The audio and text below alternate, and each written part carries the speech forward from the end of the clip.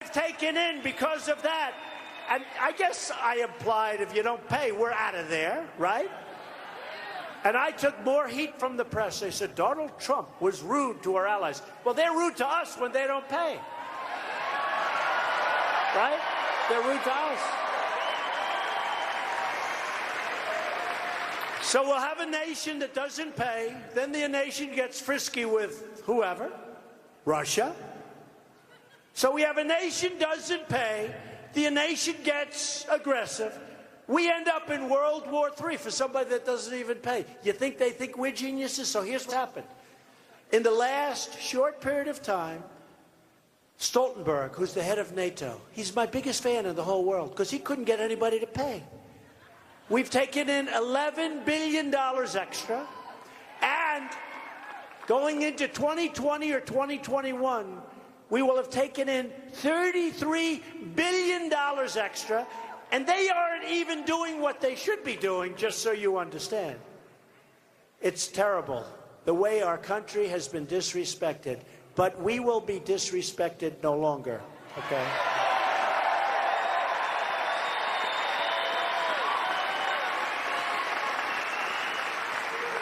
Now, tomorrow morning, you'll see from these fakers back there, Donald Trump again disrespects NATO. I don't disrespect NATO. I think NATO's wonderful. But you know what? We're paying for 80% of NATO. Could be higher. They say 72%. So we're paying for 80% of NATO. Now, I can only tell you one thing. It helps them a hell of a lot more than it helps us. Okay? And they should pay. Germany's paying 1%. We're paying 4%. Explain that one to me, right? And Germany has unsustainable cash flow. I read a report. Their cash flow is unsustainable. So I said to Angela, send a little of that cash flow our way. And she said, but Donald, because we're protecting them. We have 40,000 soldiers in Germany. Nobody even knows that. I said, Angela, let us have some. She said, Donald, the German people wouldn't be happy with that. I said, well, you know what? The American people aren't happy with the way we have it now. Okay? The American people aren't happy. And at home, we're restoring the rule of law.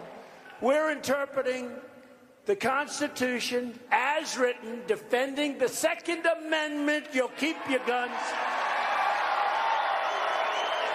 And protecting religious liberty. We are protecting religious liberty. And we're getting rid of the Johnson Amendment. We've stopped the government's attacks on our Judeo-Christian values. Because we know that families and churches, not government officials, know best how to create a strong and loving community. We know that. Getting rid of the Johnson Amendment, study that up, that's a big thing. That's a big thing. A lot of people are very, very happy about that. We know that parents, not bureaucrats, know best how to raise their children and to nurture their children. And above all else, we know this. America doesn't worship government. We worship God.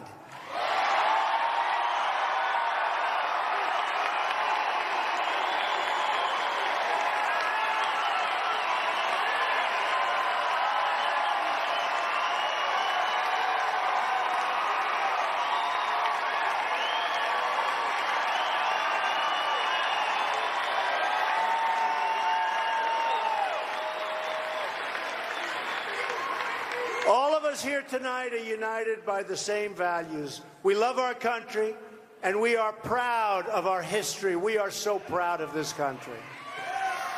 We honor our heritage, and we treasure our freedom. We support our incredible men and women of law enforcement.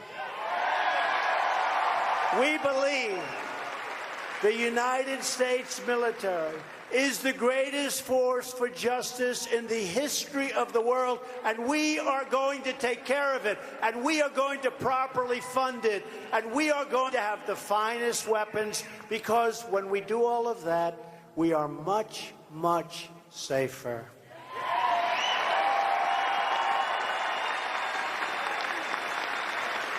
And far less likely to have to use them. It's amazing how that works, isn't it?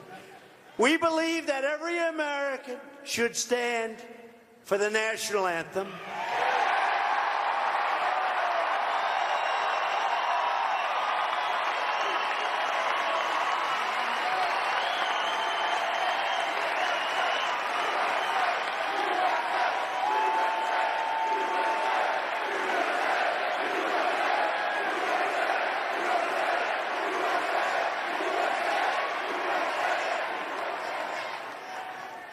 And we proudly pledge allegiance to one nation under God.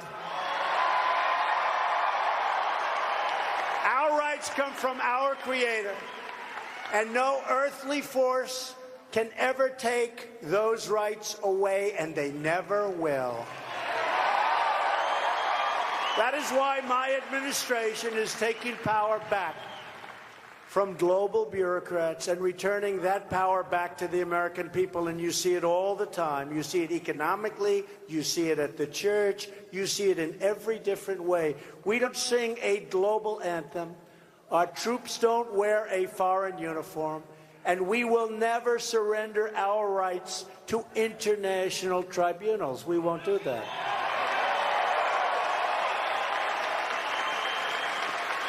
We proudly sing the Star-Spangled Banner. Our brave troops fight and die for the red, white, and blue, and we protect and preserve the American Constitution that we cherish.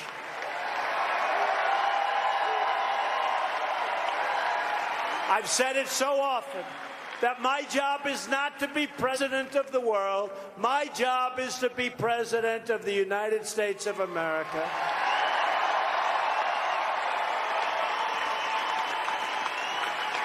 Yet there are powerful forces in Washington trying to sabotage our movement. These are bad people. These are very, very bad and evil people. They know who they are. These are the people who made their money, their names, their careers, their power off the corrupt and broken system, and they liked it the other way. So they will do anything at any time, and they'll never stop. But you know what? We're stopping them. You're seeing that right now. You're seeing that right now. We're stopping them. It's corrupt, it's rigged, and we're stopping them. They will lie and leak and smear because they don't want to accept the results of an election where we won by a landslide.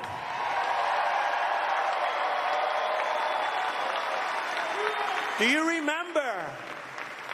There is no way for Donald Trump to get 270. We heard that for week after week. What they're doing is the fake news. It's called suppression. Just like they give the fake polls. I call it fake news, fake polls. A poll came out today on CNN, such a fake. A poll came out. They'll have to apologize for that one. Another one came out that was through the roof, but it wasn't on CNN. But I will tell you, look, we need honesty. We need some love in the country. I'd love to bring both sides together if that's possible. There's a lot of hatred out there, but I would love to be able to bring both sides together. But remember this, the same failed voices in Washington who opposed our movement right from the beginning are the same people who have undermined the credibility of our government institutions. They're the same ones who gave us one terrible trade deal after another and one foreign policy blunder and disaster after another with no accountability and no apology. The Washington insiders who oppose our movement are the same people who sacrificed our sovereignty, our wealth, our borders. Look at our country. We owe $20 trillion. Think of it. We have spent, as of 2 months ago, almost $7 trillion in the Middle East. And you know what we have? We have nothing. It's worse than it was 17 years ago when they started. These are the people that fight us. And if I want to fix up the roads in this country, they say, oh, well, we don't want to spend money for that. It's a tiny fraction. We could have, with that $7 trillion, not billion, $7 trillion, we could have rebuilt our country 3 times over. They've had their chance at running this country and they failed. So I think I speak for everyone here tonight. And I appreciate you being here, especially in numbers where you can't even get into the corners. When I proudly say, you know the beautiful thing?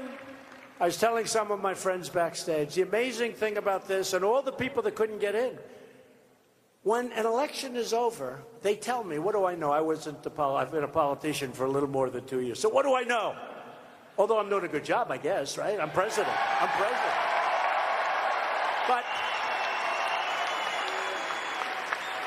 But it's sort of incredible. You look at everybody, you see the love in the room, and you see what's going on with everything. And you say to yourself, this is truly a country that respects. They say that when you don't have an election, the election's over. There's no competition, there's no nothing, although we always have the deep seats inside. But it's over. They say you can't draw a crowd. In other words, when an election ends, you can't draw flies. They say, look at this place. Look at this place.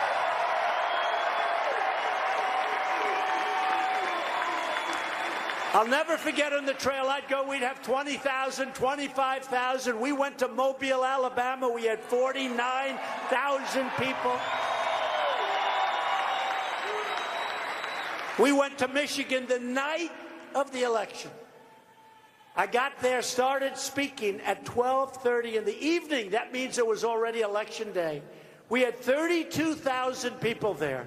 Michigan hadn't been won in many, many years by a Republican. Hillary Clinton went there in an emergency because she was told that day that she was doing badly in Michigan. She went there. She had a crowd of like 600 people. I had 32,000 people at 1 o'clock in the morning. I said, why are we not going to win? Why are we not going to win? And we won. We went to Wisconsin. Hasn't been won in many, many years. You remember that? We went to Wisconsin. Hadn't been won in many, many years. She decided not to go. Thank you very much, Hillary. I guess the Russians advised her not to go. You know, they got. But she decided not to go. And her husband supposedly said, you better go to Wisconsin. You better go to Michigan. I don't like what I'm seeing. I was in Michigan, and I was driving down the street, and they have a Trump-Pence sign on every single lawn all the way to the arena. You better go there.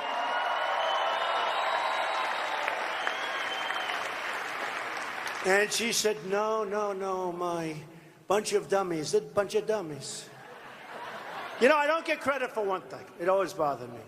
I spent a tiny fraction of what she spent and we won. You know, in the old days, if you spend less and you win, that's a good thing. Over here, you don't get any credit for it. We spent 25 or 30%. She was at, what number? 2.2 billion, I understand. 2.2 billion. Do you think those consultants made a couple of bucks on that election? Didn't she spend 12.4 million on a dossier that was a total phony, right? 12.4 million? Boy.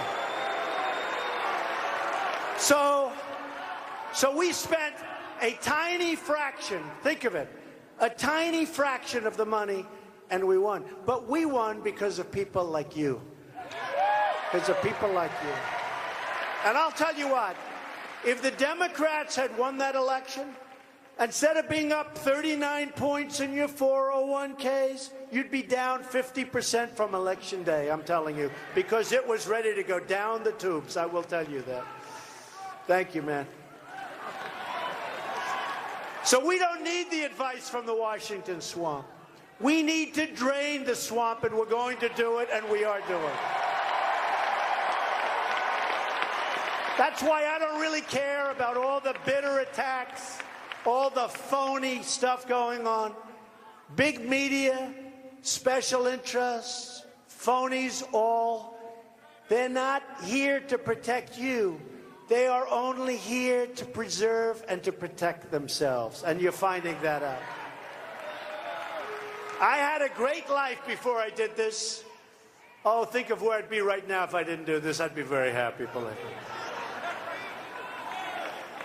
But I wanted to do it, and I wanted to give back, and I saw what was happening, and I've always been good at doing the money thing. I saw what was happening to our country, and it wasn't good. It wasn't good.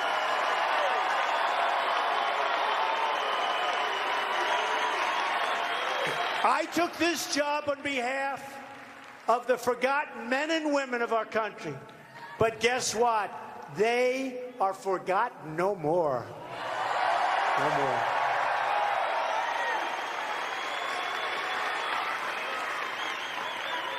People came out of areas, you know, they didn't think you existed. You know that, right? Remember? And you remember the word deplorable? How brilliant was that?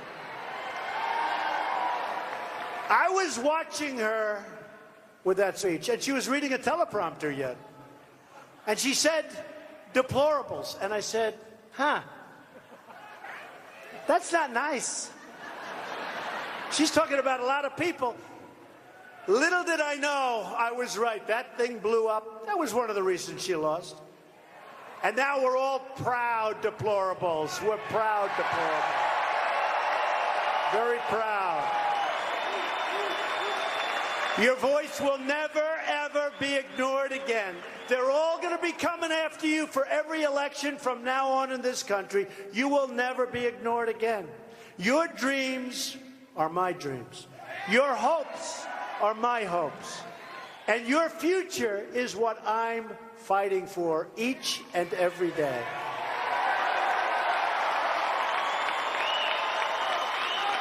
We're just getting started. We're on the verge of passing that wonderful, beautiful tax cut. It's the biggest in the history of our country. It doubles the amount of income taxed at the rate of 0. It lowers tax rate. It expands the child, you know that, the child tax credit so broadly. It provides relief from the estate tax, also known as the death tax. It cuts small business taxes. It reduces the corporate rate, very importantly, from 35%, which is the highest in the industrialized world, all the way down to 20%. You're going to have new companies coming in. You're going to have jobs, jobs, jobs. And it brings corporate money from overseas back where it belongs. And we're talking about possibly in excess of $4 trillion that we can finally bring back. The typical family of 4 earning $75,000 will see an income tax cut of up to $2,000, cutting their tax bill in half. People don't know it, and they don't want to report it. These people don't want to report it. Our business tax cut is expected to raise annual income for the typical household by more than $4,000. They don't want to tell you that. They don't want to tell you that. Fake news. Our plan means more companies will move to America, stay in America, and hire in America. We want every American to know the dignity of work, the pride of a paycheck, and the satisfaction of a job well done.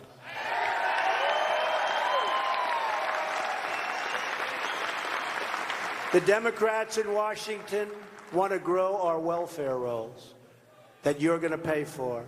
They want to grow all sorts of things that you don't want to even think about. I want to grow our employment roles with great jobs, well-paying jobs, jobs of dignity, jobs where people love waking up in the morning and going to work, and that's happening. So we're going to lift our people from welfare to work, from dependence to independence, and from poverty to prosperity. We will restore hope to our struggling rural communities and to our inner cities where we're making progress. We're making progress. We will build new roads and bridges and tunnels and highways all throughout our land. Factories will come roaring back to life. New works of iron and steel will be forged from fire and from spark and from our country. And they will be made with American muscle, American hands, and most importantly, American heart. And these creations will be branded with a very simple but very beautiful phrase, made in the USA. We have it in our power to build this future together. A future of patriotism, prosperity, and pride. We all share one home and one glorious destiny. And whether we are young or old, I feel very young. Do you feel young?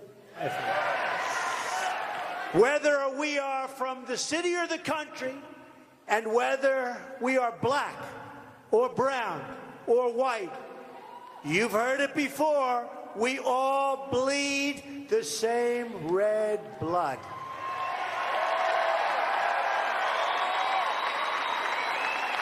We all salute the same great American flag. And we are all made by the same Almighty God.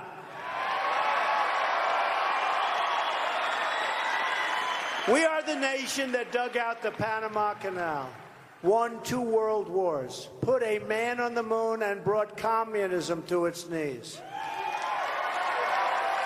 As long as we have the courage of our convictions and the strength to see them through, then there is no goal beyond our reach. As long as we are true to our values, loyal to our citizens, and faithful to our God, then we will not fail.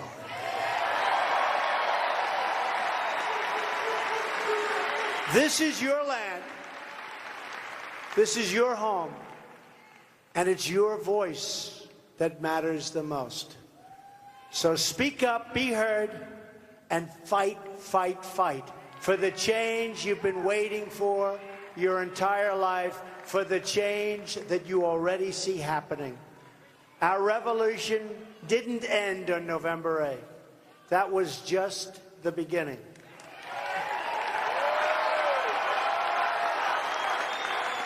The greatest adventure still lies ahead.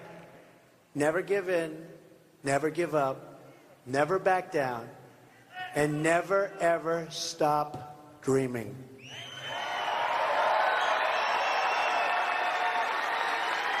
Because we are Americans, and the future belongs to us. The future belongs to all of you. So with American pride swelling in our hearts, and American courage stirring in our souls, I say these words tonight.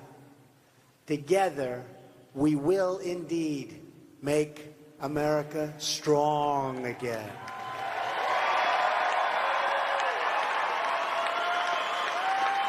We will make America proud again. We will make America wealthy again.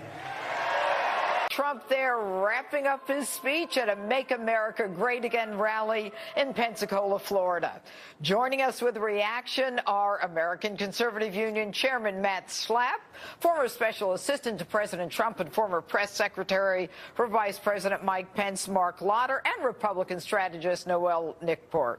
All right, I got to tell you, every time I listen to the president speak and get those audiences fired up, I say to myself, there is no one better than the president, than Donald Trump with an audience. I mean, we were, the cheering and the sense of Americanism it's infectious. Matt, what do you think? Yeah, it's electric. And I think, you know, Donald Trump is doing something very important that presidents sometimes fail to do.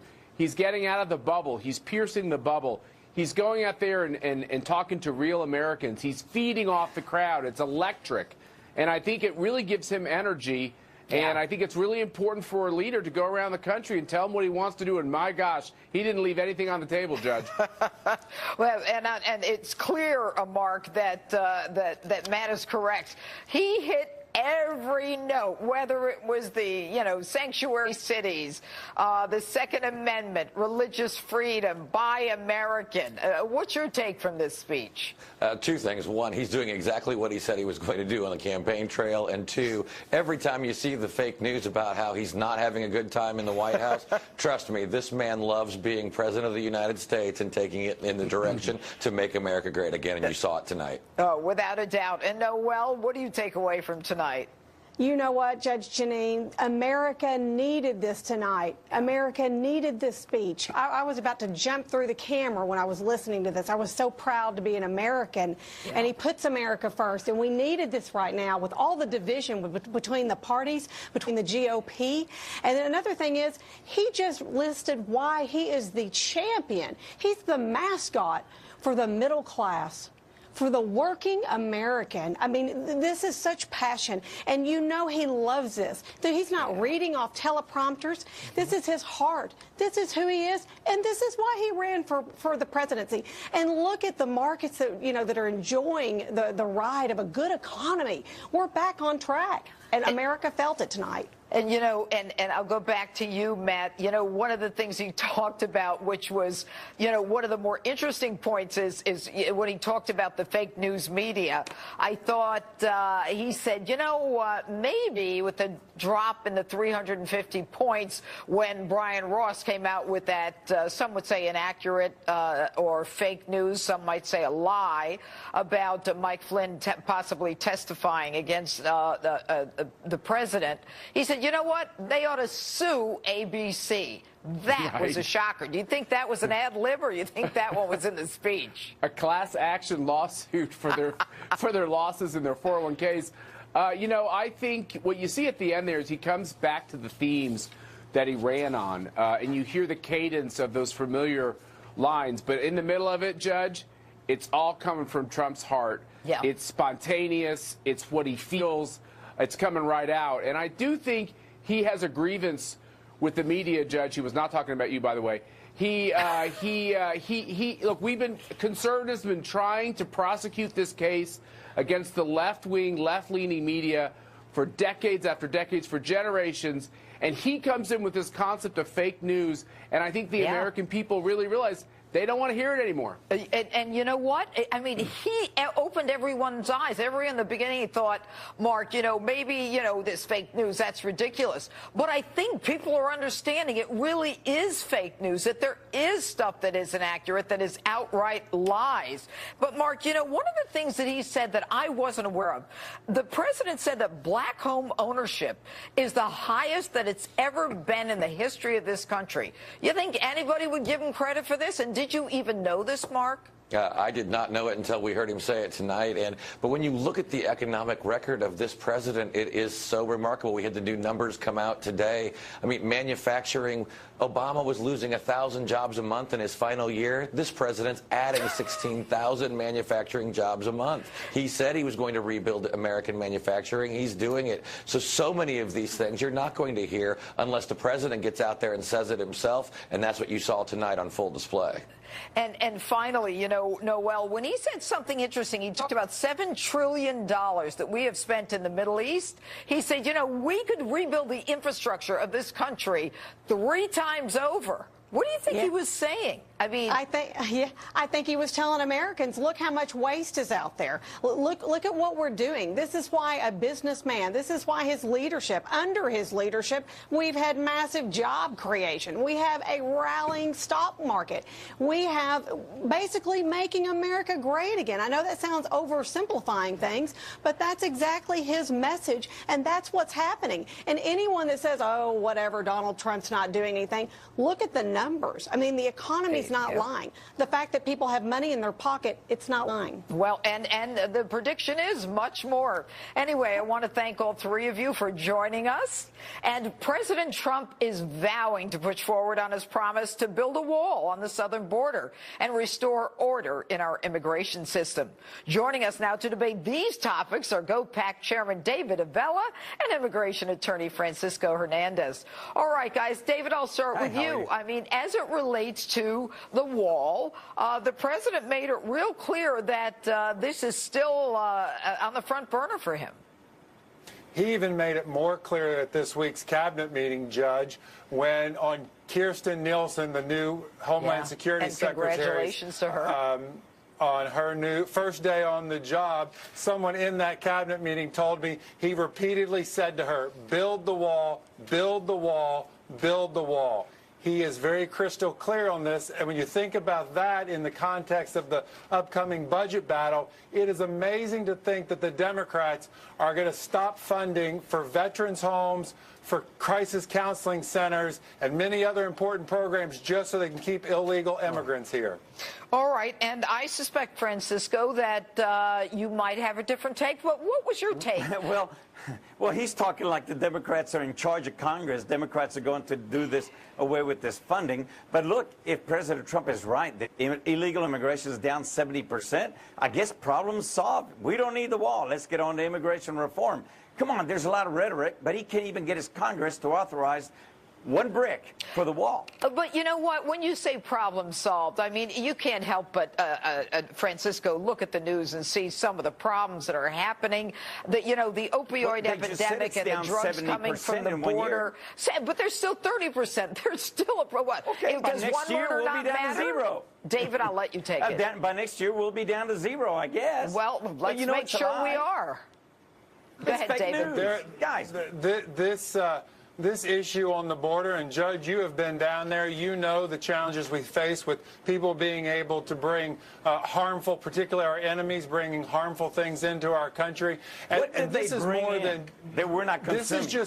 This is just more than a personal security issue for Americans. This is an economic security. All you need is one of our enemies to bring a bomb across this border and blow up the Hoover Dam or blow up an electrical grid, and the economic damage could be catastrophic for this country. They were here legally, and they stole a plane. They didn't walk across the border with a bomb. Come on, guys, let's get real about it. We're going to have to legalize 100,000 Mexicans to build a wall. Let's get going. All right, Francisco, you want to get real? What about what the president said when he said Hispanic unemployment in this nation is at an all-time low? And I think he said something like Hispanics weren't going to, they said they weren't going to vote for me.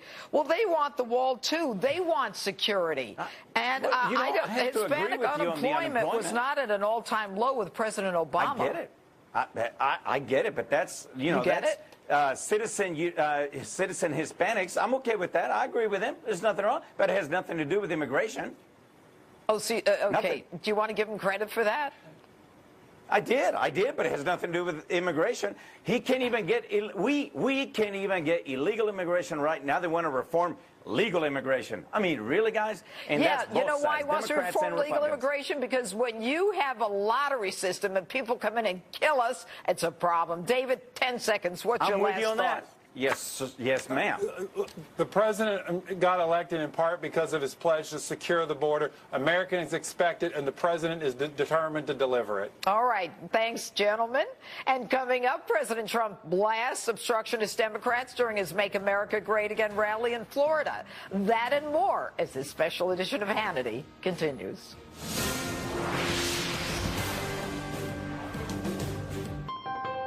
Let's get the big guy in place. The Ford year-end sales event is here. I can guide you in. No thanks, Santa. Director of Turning Point USA, Charlie Kirk, former Clinton pollster and Fox News contributor Doug Schoen, and Fox News contributor DeRoy Murdoch. All right, gentlemen, one of the things that we didn't talk about in the last two segments was the president was talking about Hillary. And I'll start with you, Doug. I don't know why. Why do you think? Yeah. He said the system is rigged, and he said there are going to be changes. This is a sick system.